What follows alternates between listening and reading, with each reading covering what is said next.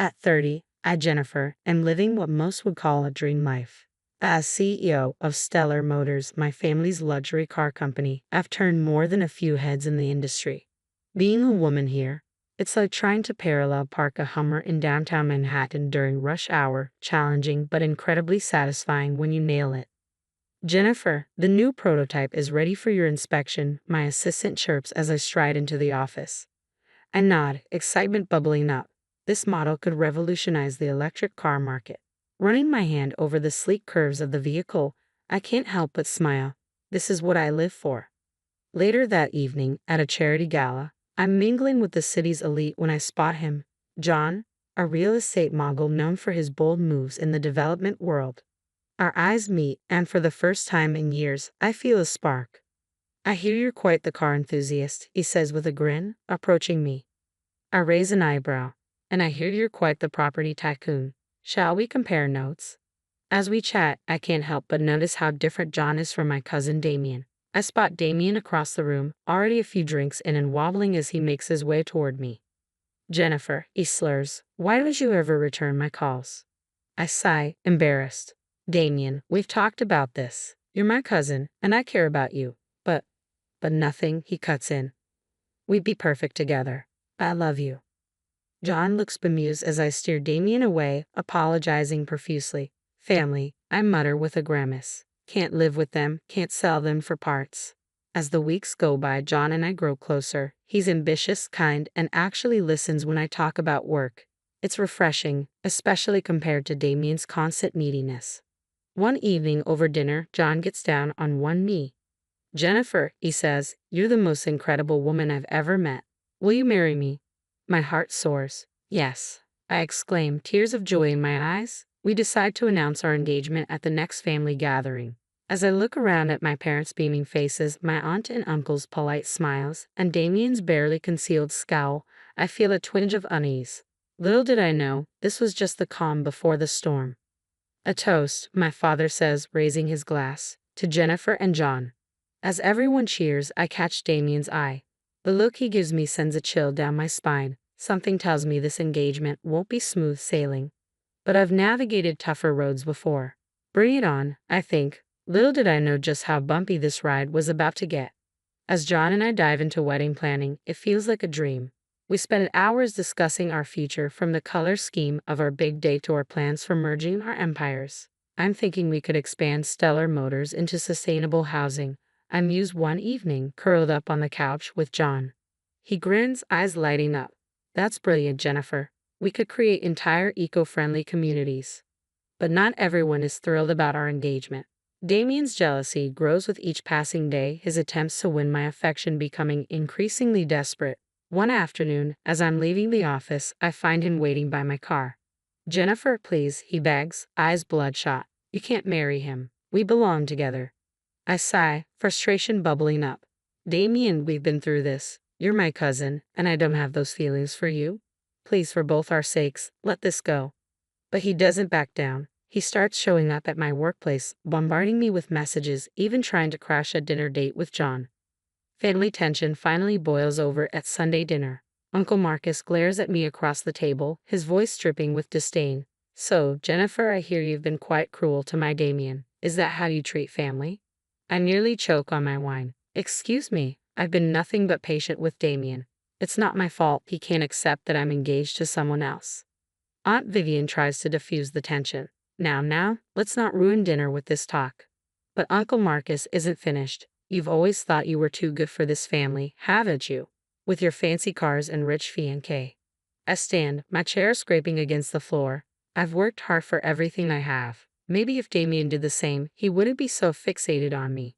As I storm out, I can hear Damien's sobs echoing behind me.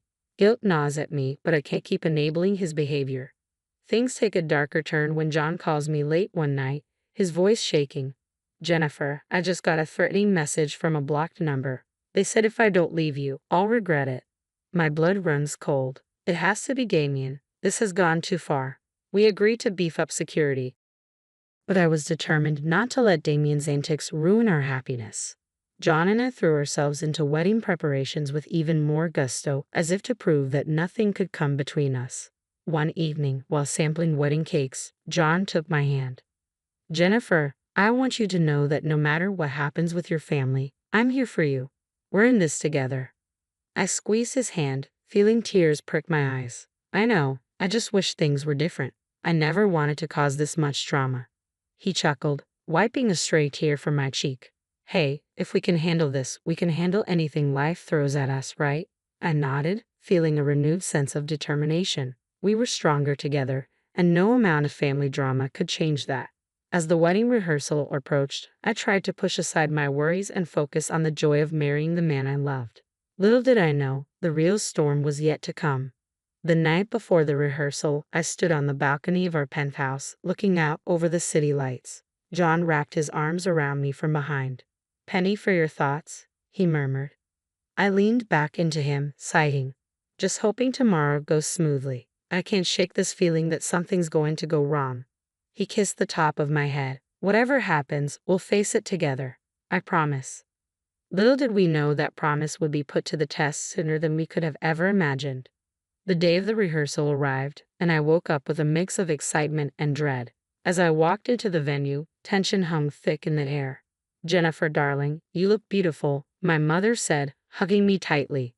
"Thanks, Mom," I replied, forcing a smile. "Is everyone here?" She hesitated. "Yes, including Damien and your Uncle Marcus. Well, you'll see." Making my way through the crowd, I spotted Damien in a corner, nursing a drink and glaring daggers at John. Nearby, Uncle Marcus was whispering furiously to Aunt Vivian, his face red with anger. "All right, everyone," the wedding planner called out. "Let's get this rehearsal started." We began going through the motions, but I couldn't shake the feeling that something was about to go terribly wrong. Halfway through, Uncle Marcus suddenly stood up, swaying slightly. "I can't take this farce anymore," he bellowed, pointing at me. "You think you can just waltz down the aisle like you're some kind of saint?" The room fell silent as John tensed beside me. "Uncle Marcus, what are you talking about?" I asked, trying to keep my voice steady.